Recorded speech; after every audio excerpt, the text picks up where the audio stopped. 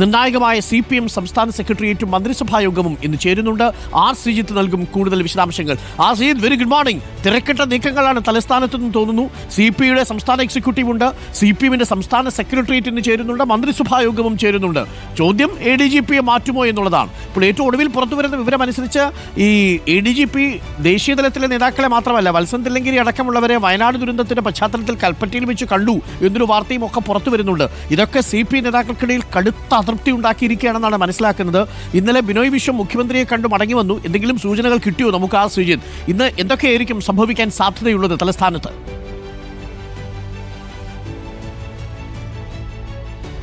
Arun, good morning. ഇന്ന് നടക്കുന്ന രണ്ട് പ്രധാനപ്പെട്ട യോഗങ്ങൾ, ഒന്ന് CPIMന്റെ സംസ്ഥാന സെക്രട്ടേറിയറ്റും മറ്റൊന്ന് CPIയുടെ സംസ്ഥാന എക്സിക്യൂട്ടീവുമാണ്. ഈ രണ്ട് യോഗങ്ങളിലും ഇപ്പോൾ ഉയർന്നിരിക്കുന്ന ഈ PR ഏജൻസി വിവാദവും ഒപ്പം തന്നെ ADGP RSS കൂടിക്കാഴ്ച വിവാദവും അടക്കം ചർച്ചയാകും. PV അൻവർ ഉയർത്തിവിട്ട ആക്ഷേപങ്ങൾ CPIMനെ വലിയ തോതിൽ അലോസരപ്പെടുത്തുന്നുണ്ട്.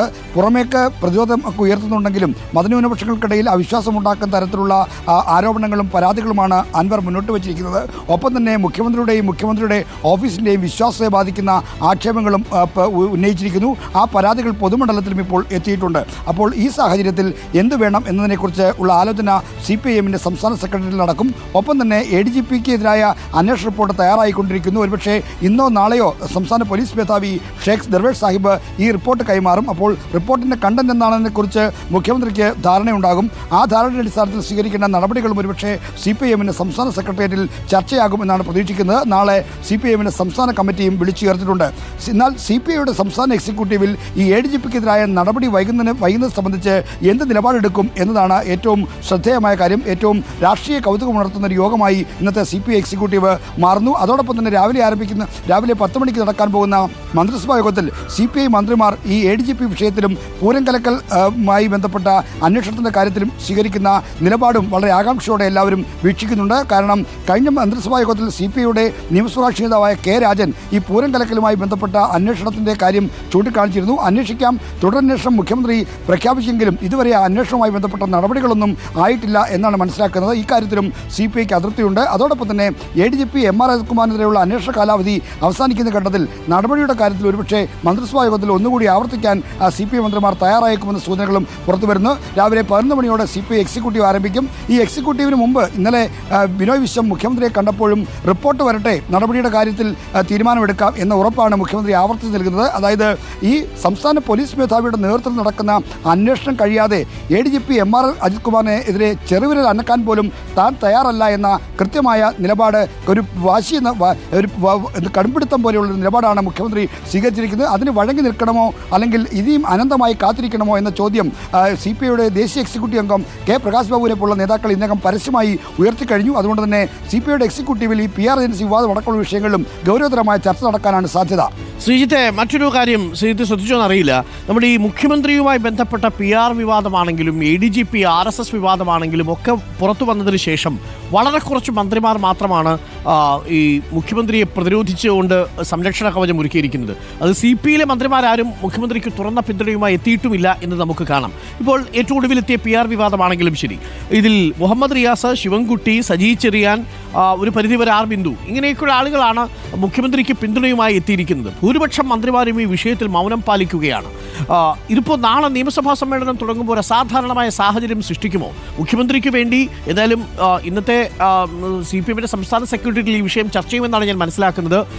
വലിയ സംരക്ഷണ കവചം ഒരുക്കാൻ മന്ത്രിമാരോട് ആവശ്യപ്പെടുകയും പ്രതിപക്ഷത്തിൻ്റെ കടുത്ത ആരോപണങ്ങളെ നേരിടാൻ വലിയ രീതിയിലുള്ളൊരു പ്രതിരോധ കോട്ട കെട്ടാൻ ശ്രമിക്കുകയൊക്കെ ചെയ്യുമോ? അതിൽ CPIയുടെ നിലപാട് നിർണായകമാവില്ലേ? മാത്രവുമല്ല PV അൻവർ നടുപക്ഷത്തിരിക്കുന്ന സാഹചര്യത്തിൽ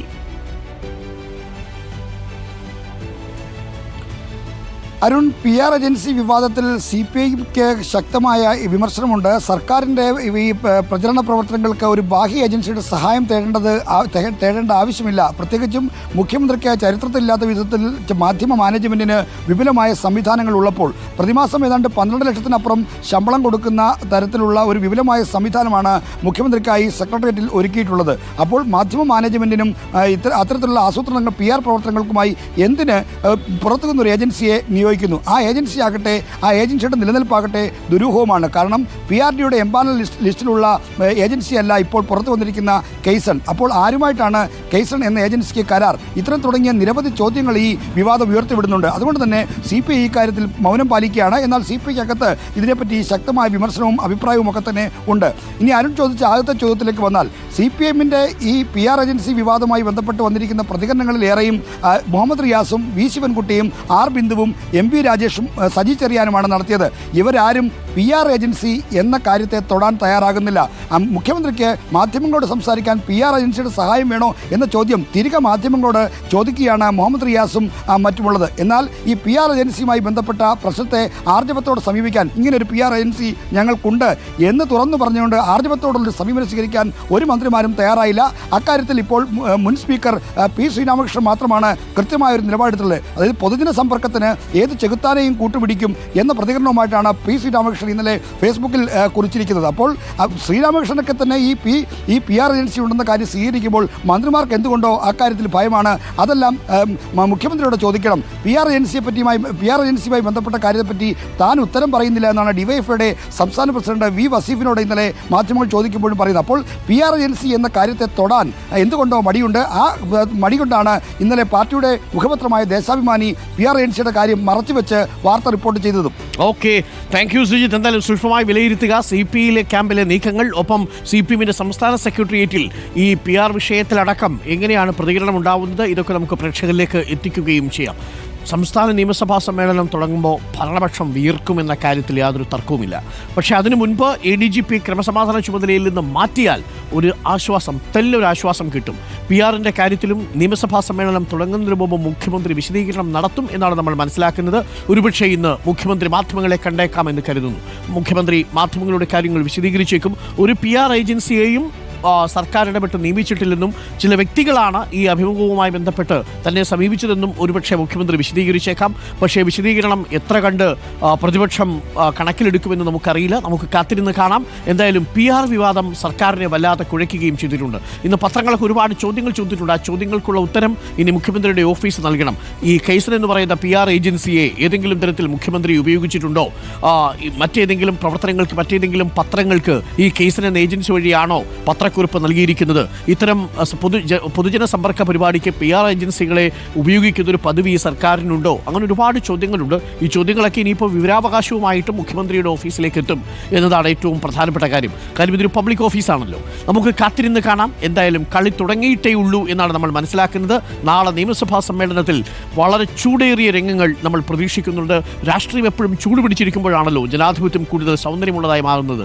അടിയും തടയും ഒക്കെയായി, ആശയ സംഘർഷങ്ങളും ഒക്കെയായി നിയമസഭാ സമ്മേളനം ചൂടുപിടിക്കട്ടെ. പ്രതിപക്ഷം അവരുടെ ആയുധങ്ങൾക്ക് മൂർച്ച കൂട്ടുകയാണ്.